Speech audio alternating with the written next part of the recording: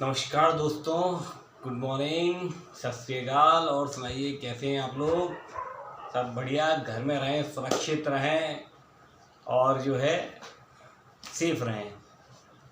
Actually में आज जो है मैं आपको जो वीडियो बनाया है वो भाई मैंने दो विचारधाराओं में जो है आपस में एक बड़ी फाइट का जो है मैं वीडियो बनाया है, और जिसके लिए मुझे भी काफ़ी मशक्क़त करनी पड़ी कि भाई कौन सा जो है जैसे कि अपन विचारधारा जो है सही है या कौन सा मॉडल ज़्यादा उचित है। एक्चुअली में जब भी हम एसी परचेज़ करते हैं तो हमारे दिमाग में दो विचार आते हैं। पहला कि इन्वर्टर एसी लें, दूसरा कि भाई नॉन इन्वर्टर एसी लें। एक्चुअली में जो बड़ी बड़ी कंपनियां जो हैं दावा करती हैं, आपको बताऊं मैं, कि भाई इन्वर्टर एसी अगर आप लेते हैं तो 60% बिजली का बिल कम आएगा, 50% बिजली का बिल कम आएगा। एक्चुअली में इस सब के पीछे जो है ये कहाँ तक इनके दावे सही हैं और आपको अपने लिए कौन सा जो है एसी सूटेबल रहेगा, तो इस सब पे जो है मैंने जो अध्ययन किया तो मैं उसका कुछ अनुभव जो है आप लोगों के संग शेयर करना चाह रहा हूँ। तो आप लोग भी जो है अपने मेरे को जो है विचार कमेंट्स में बताएं, और अगर मैं कहीं गलत होता हूँ तो वो भी जो है मेरे में सुधार करें आप। तो एक्चुअली मैंने जो पाया कि सबसे पहले अपन नॉन इन्वर्टर एसी लेते हैं। अगर आप जो है नॉन इन्वर्टर एसी लेते हैं तो उसमें लोग ये बताते हैं, जो कंपनी वाले हैं या जो अपने मिलने जुलने वाले हैं, कि भाई इसका बिजली का बिल थोड़ा सा ज़्यादा आता है और इन्वर्टर एसी का जो है कम आता है। हाँ, ये बात सही है कि इन्वर्टर एसी का बिजली का बिल कम आता है, लेकिन तब जब वो पूरी कंडीशन फुलफिल कर रहा हो। एक्चुअली में इन्वर्टर एसी में अपन को जो है रूम चाहिए वो पूरी तरह से एयर सील्ड रूम हो, मतलब उसमें कहीं भी जो है हवा क्रॉस ना होती हो। हाँ, जो है अपन बाहर आने के लिए खिड़की दरवाजे तो रहते ही हैं, लेकिन वो जैसे ही अपन बाहर निकल जाए तो वो बंद हो जाना चाहिए। तो तब तो जो है वो सक्सेस है। अगर आपकी एसी ऐसी जगह पे लगा है जहाँ एयर लीकेज है तो वहाँ पर जो है आपका जो है ये इन्वर्टर एसी काम नहीं आएगा और बिजली का बिल कम आने की जगह ज़्यादा ही आएगा। यहाँ पर अगर आपके ध्यान दीजिएगा, अगर रूम में जो है एयर सील्ड रूम नहीं है, एयर पास होती है, तो वहाँ पर आप नॉन इन्वर्टर एसी लगाएं।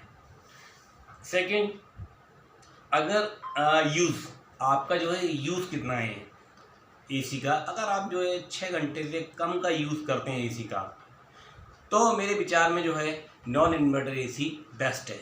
लेकिन अगर आपको पूरा दिन चलाना रहता है एसी, 12 आवर या 24 आवर आप जो कंटिन्यूस एसी को जो है चालू रखते हैं, तो फिर आप इन्वर्टर एसी ले सकते हैं, वहाँ आप जो है बचत कर सकते हैं।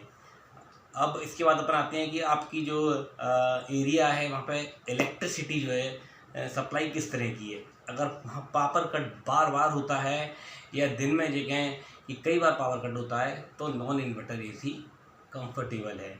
और अगर वहाँ पर जो है आपका इलेक्ट्रिसिटी कट नहीं है तो इन्वर्टर एसी ले सकते हैं, लेकिन तब जब आपको एसी 6 घंटे से ऊपर या 12 घंटे से ऊपर चलाना हो तब। एक पॉइंट और मैं आपको बताता हूँ इसमें। एक्चुअली में नॉन इन्वर्टर एसी और इन्वर्टर एसी में एक बड़ा अंतर ये भी है कि जो नॉन इन्वर्टर एसी हैं इनका जो है थोड़ा सा मेंटेनेंस कम आता है और इन्वर्टर एसी का मेंटेनेंस ज़्यादा है। हालांकि पॉजिटिव पॉइंट मैंने आपको थोड़े से नॉन इन्वर्टर के ज़्यादा बताए। इसका मतलब ये नहीं है कि इन्वर्टर एसी ख़राब है। इन्वर्टर एसी नई टेक्नोलॉजी है, अच्छी है, लेकिन मतलब इसकी जो कुछ लिमिटेशंस हैं या वो हैं वो फुलफ़िल करनी पड़ेंगी आपको, उसके बाद जो है ये अच्छा देगा। इन्वर्टर एसी में आपको बताऊँ मैं, नॉइस लेवल काफ़ी कम है। एक्चुअली मैं दोनों का मैं आपको काम करने का तरीका बताता हूँ क्या है।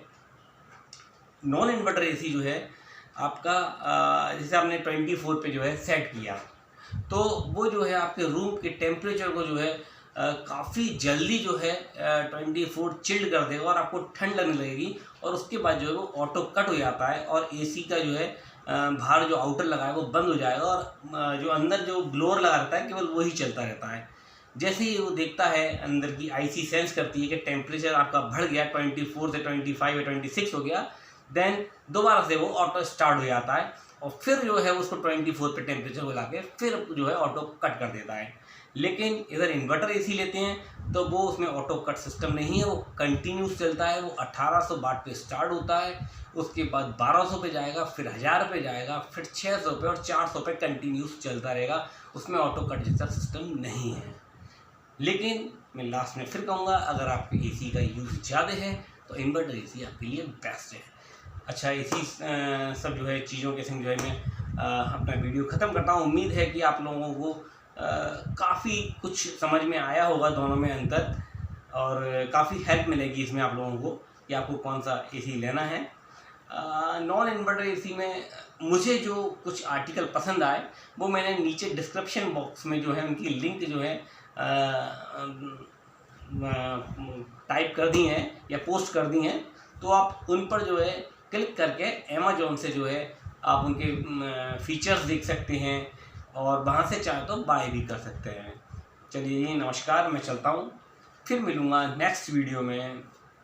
तब तक ध्यान रखें, सुरक्षित रहें। धन्यवाद।